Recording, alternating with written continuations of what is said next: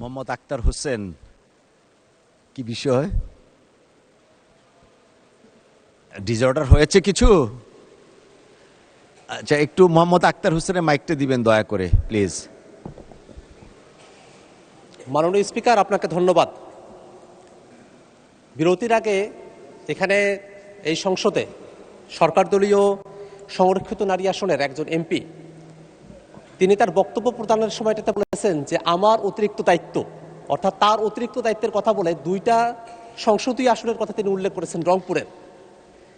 এবং তিনি সেখানে যাওয়ার পরে আমরা সেখানে বিএনপির যারা নেতাকর্মীরা আছে তাদেরকে আমরা এই ধরনের বক্তব্য দিতে শুনেছি যে এই আসনে নির্বাচিত যিনি এমপি তিনি আসলে এমপি না, সংরক্ষিত আসনের যিনি এমপি তিনি আসলে সেখানকার এমপি। যে ধরনের কাজ হোক না কেন সেটা তার মাধ্যমেই সেখানে হতে হবে। আবার সেই দিন আমাদের প্রতিমন্ত্রী শাহ আলম সাহেব তিনি সেটা বলছেন যে এরকম অতিরিক্ত কোনো দায়িত্ব দেওয়া হয় নাই। আজকে একজন মহিলা সংসদ সদস্য তিনি বলছেন যে অতিরিক্ত দায়িত্ব দেওয়া হয়েছে, সেদিন মন্ত্রী বলছেন যে অতিরিক্ত দায়িত্ব দেওয়া হয়নি। আসলে কোন বিষয়টা সত্য? দ্বিতীয় বিষয় হলো, এই যে অতিরিক্ত দায়িত্ব দেওয়া হচ্ছে সেই অতিরিক্ত দায়িত্বের আওতা কতদূর, সেই অতিরিক্ত দায়িত্ব কিভাবে পালন করা হবে, সেই অতিরিক্ত দায়িত্বের সাংবিধানিকতা কতদূর সেটাও আমরা একটু জানতে চাই মাননীয় স্পিকার।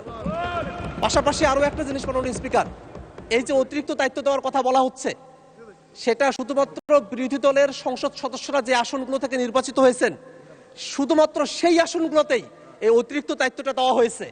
এর মধ্য দিয়ে একটা জিনিস কিন্তু খুবই আশঙ্কার জায়গা তৈরি করছে, বিএনপি কি বিরোধী দলের আসনগুলোতেও তাদের মহিলা নারী এমপিদেরকে দায়িত্ব দেওয়ার মধ্য দিয়ে সারা দেশে কি তারা একদলীয় শাসন ব্যবস্থা প্রতিষ্ঠা করতে চায় মাননীয় স্পিকার? এটাও আমরা বিএনপির কাছ থেকে জানতে চাই মাননীয় স্পিকার। এই সামগ্রিক বিষয়ে আমাদের কাছে এখন অনানুষ্ঠানিক ছিল, কিন্তু আজকে সংসদে এটা আনুষ্ঠানিকভাবে এটা সামনে এসেছে। আমরা এই বিষয়টা একটা সুরাহা চাই, সরকার দলের কাছ থেকে আমরা এই প্রশ্নের ব্যাখ্যা চাই মাননীয় স্পিকার। আপনাকে ধন্যবাদ। ধন্যবাদ মাননীয় সদস্য। আমি আহ্বান জানাতে চেয়েছিলাম, এর মধ্যে মাননীয় স্বরাষ্ট্রমন্ত্রী দাঁড়িয়েছেন। মাননীয় স্বরাষ্ট্রমন্ত্রী মাইকটা দিবেন দয়া করে প্লিজ। মাননীয় স্পিকার, কিছু বিষয়ে আপনার কাছে আহ্বান চাইলেও আপনি সময় দেন না। আজকে যে নিজের থেকে ডাকতে চাইলেন, অনেক ধন্যবাদ। মাননীয় সদস্য জনাব আক্তার হোসেন যে প্রশ্নটি উত্থাপন করেছেন পয়েন্ট অফ অর্ডারে, সেটা আজকের জন্য বোধহয় পয়েন্ট অফ অর্ডার হবে না। তারপরেও যেহেতু উত্থাপিত হয়ে গেছে, আপনিও আহ্বান করছেন জবাব দেওয়ার জন্য, আমার জবাব দেওয়া জরুরি। এই মহান জাতীয় সংসদ 300 সদস্য লইয়া গঠিত হইবে আর্টিকেল 65।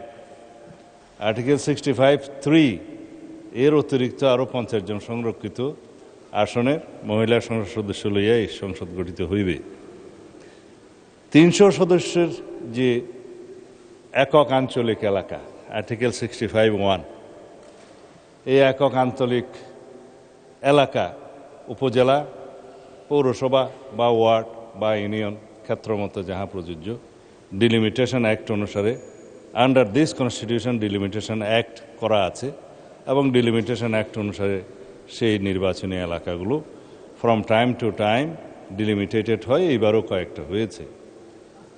সেই ডিলিমিটেটেড এরিয়াটা আর্টিকেল 65 সাবসেকশন 3 ক্ষেত্রে প্রযোজ্য নয়। তাহারা যে আসনে সংরক্ষিত আসনে নির্বাচিত হয়েছেন তাদের ডিলিমিটেটেড এরিয়া হচ্ছে হোল কান্ট্রি বাংলাদেশ। তাহলে এটা ওদিক থেকে বেশিই হচ্ছে। হ্যাঁ, কিন্তু এই বাংলাদেশের সর্বত্র তাদের মহিলা সংসদ সদস্য হিসাবে তো আমরা এইভাবে টার্ম এখানে আর্টিকেল 65 অনুসারে বলছি, কিন্তু সবাই সংসদ সদস্য, মাননীয় সংসদ সদস্য।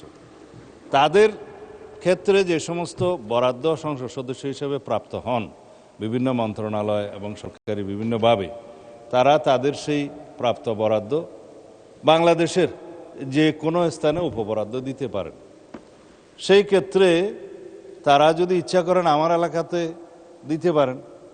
মাননীয় সংসদ সদস্য একজন নির্বাচিত হয়েছেন শামীমারা স্বপ্না, অ্যাডভোকেট শামীমারা স্বপ্না, আমাদের কক্সবাজার এলাকায়। তো তার এলাকা সমগ্র বাংলাদেশ। আমাদের এলাকা হচ্ছে নির্বাচনী এলাকা, যেটা আঞ্চলিক এলাকা। এখানে উনি ইচ্ছা করলে তার বরাদ্দ দিতে পারেন, আবার বাঁশখালীতে যেয়েও দিতে পারেন, সাতকানিয়াতেও যেয়ে দিতে পারেন। এখন যদি কোনো মাননীয় সংসদ সদস্য এখানে বক্তৃতা দিয়ে থাকেন যে আমার এলাকা এটা, আমার এলাকা ওইটা, তো নিজেকে লিমিটেড করেছেন, এটা ঠিক হয় নাই। তার বলা উচিত ছিল যে সমগ্র বাংলাদেশ তার নির্বাচনে।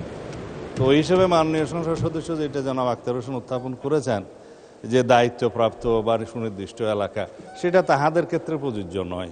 সারা বাংলাদেশের সমস্ত অধিক্ষেত্রে নির্বাচনী এলাকা মাননীয় সংসদ সদস্যগণ ইচ্ছা করলে তাহাদের সংসদের যে দায়িত্ব সেই দায়িত্ব পালন করতে পারবেন। ধন্যবাদ মাননীয় স্পিকার। ধন্যবাদ মাননীয় সদস্য। আমরা আর না যাই, আপনার তো উত্তর পেয়েছেন। তারপর মাননীয় সদস্য, আমরা তাহলে আপনি যদি